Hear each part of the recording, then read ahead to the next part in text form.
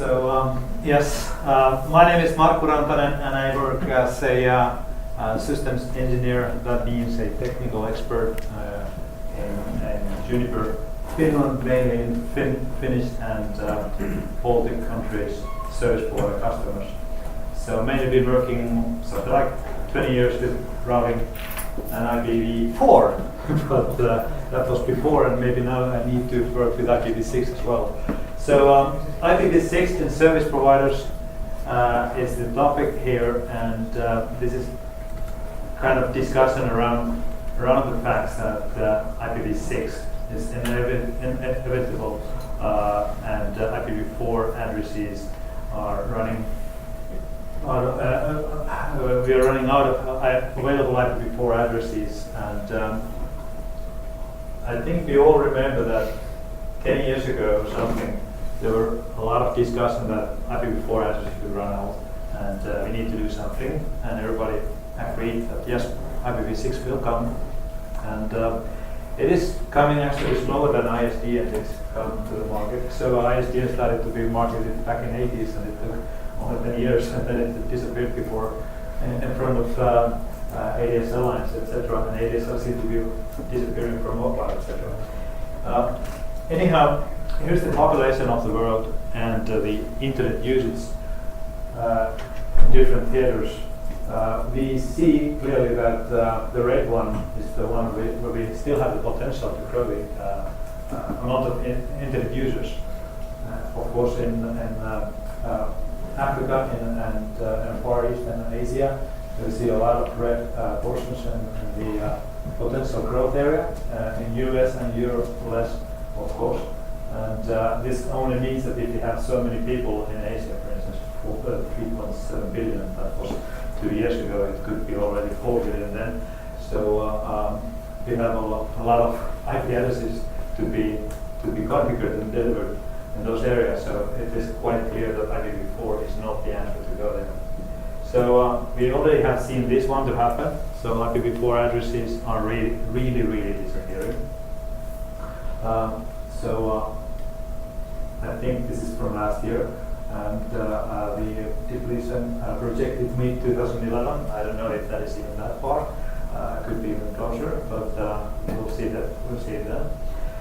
But one of those reasons, of course, why this is happening, of course, is the first part of the world, of course, and the mobile users. And mobile amount of mobile users, for instance, it's of course growing all the time, and of course many of the customers using such network and users, they don't know what they are using, they just use it. Even my parents who barely know what the computer is, but they have a Huawei device hanging beside the computer, and they are mobile users as well, even though they don't speak about it, but that's the trend. Normal end users and end users are using mobile internet, etc., and of course are one of the reasons why IPv4 addresses are running out. So this is what everybody hoped in the networking area, that IPv6 addresses have been deployed a lot compared to the IPv4 addresses, as IPv4 address availability is going down with the blue chart. There was another map today in the presentation as well, where the US has the most of the IPv6. Here we have a version where IPv6 is not that heavily deployed in US, rather it is more heavily used in Asia, which I think is true.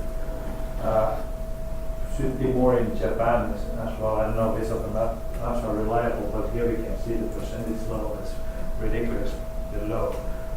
So pretty much it's quite clear that IPv4 is the one that is being used, and IPv6 is not being used practically anywhere. This is what is really happening. IPv4 is like shooting off, going through the roof, and IPv6 is of course steadily growing, but I don't know if the ratio should be even bigger here. You barely should not notice the IPv6 availability or the deployment level compared to the IPv4, and that's of course a problem. And that is what we need to do. We need to change this, of course. In the previous presentations here, we noticed that there was a lot of acronyms, different NAT functions, different technologies, in order to make it even possible to use IPv6 in today's IPv4 internet. And the key point here is, in my opinion, I think everybody else shares the same view, that we have to make this easy, because if you just enable IPv6 today, what would you serve in your IPv6 world? You wouldn't have any host practically available to use in IPv6, so there needs to be at least the address translation form available and make it work in every case, etc. Those kind of things are, of course, the things why we have so many acronyms and standards developed today, and many of them are still in development phase. Some of them are finalized, and many of them are not implemented. From service provider point of view, many of you are service providers. It's of course the first question: why should we go to the IPv6 world? Because we have perfectly well working IPv4, and it even costs money, and it will not actually bring anything. So of course, everybody are thinking, especially in this service provider, commercial service providers, that this is of course money thing, and we need to get something back, of course, if just enable IPv6. So how to go there, how to make it interesting for service providers to go to the IPv6. One incentive, of course, is that if you're selling nothing anymore, so we don't have any more IPv4 addresses, you have to go to IPv6. That's one good reason to go there. But so far, the reason for the reluctance had been that there hasn't been any real incentive for money-making ISPs. So, and of course, for the content providers and internet service content providers, the reason is that there is no IPv6 content. The only content seems to be that you Google IPv6, then you get the draft of how IPv6 is working, etc. That is not real content in IPv6. So what will happen? We will run out of IPv4 addresses. And what about if we don't do anything?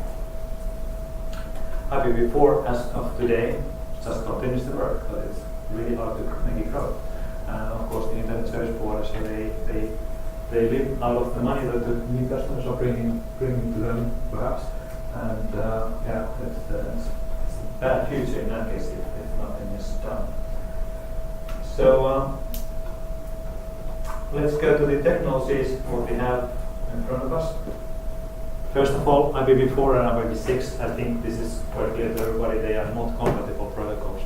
So they look different, and I must say that I can play with the digits and bits and bytes in my head in IPv4, but IPv6 I need some training against or some literature besides me in order to understand how the subtyping etc. works, but with the IPv4 of course it works fluently, like reading a book. So this is, of course, the main reason, and because of that, we have so many different ways to start going to the IPv6 world, or make the transition from IPv4 to IPv6 as easy as possible.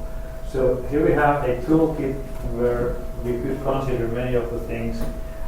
One is the transport, how to transport IPv6 over the network, the existing network. Many of the service providers, they might have IPv6 enabled somewhere, but sometimes they are not and could be only IPv4. And that's why we have different mechanisms like dual stack, 6PE and 6VPE, which are MPLS technologies. So using the MPLS, IPv4 MPLS, has to transport IPv6 over the backbone. Then on the access network, this is the most difficult one. So if you have billions of customers in a network or broadband networks, how to change all the CPE devices of each end user to support IPv6, that's a commercially almost impossible thing to do. Maybe just an upgrade, or maybe the new customers that come to the service will get the device that supports IPv6. But then again, we need to think what is the model with that IPv6 supported CPE to go to the internet. Then, of course, The middle one is to play against the time that people have been doing so far all the time using NAT. This is just not to enable IPv6, but try to play against the fact that we are running out of IPv4 addresses. Here we have some technologies like NAT444, which means that you do double NAT.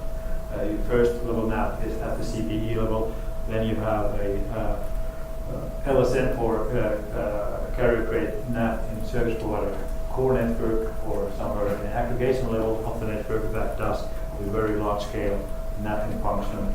And then of course these DS Lite technologies what were presented in the previous presentation as well. And who knows what is A plus P? IPv6 speakers here. So that is an interesting thing that you actually can borrow ports, bits from the ports, because you have the IP address, then you have the TCP or UDP port. You can borrow a couple of the bits from the 16-bit range of the ports available for that source address to be used as an extension to the existing IPv4 address. So there are a lot of tricks to avoid using IPv6. And then, of course, the NAT functions between the IPv6 and IPv4, including all the A and Z support for different applications, etc. And some of this could be quite challenging because do a Google search on anything. Sometimes you get a link to somewhere that includes IP addresses in a URL. How to do nothing from 6 to 4 or 4 to 6 with links that includes IPv4 addresses. So how do you make a NAT function to look into the payload? So those are quite challenging problems that means problems. And then you don't want to be the first line support person to ask how you connect with all the cables. So technologies and methodologies how to go to IPv6 flow from service provider point of view. Where to start? Enable the core network first. How to do that? Dual stack again, but not the same dual stack that was presented here earlier.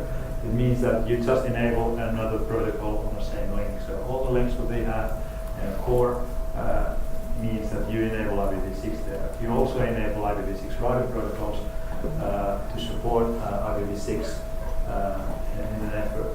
You can, in that case, run different topologies. You don't have to follow the same IPv4 topology in your IPv6 topology in the network because you have different routing protocols, etc. So that's a time-saving solution for service provider to play against time by getting some experience and practice how to use IPv6 and how IPv6 works in service providers, routers, and the network, etc.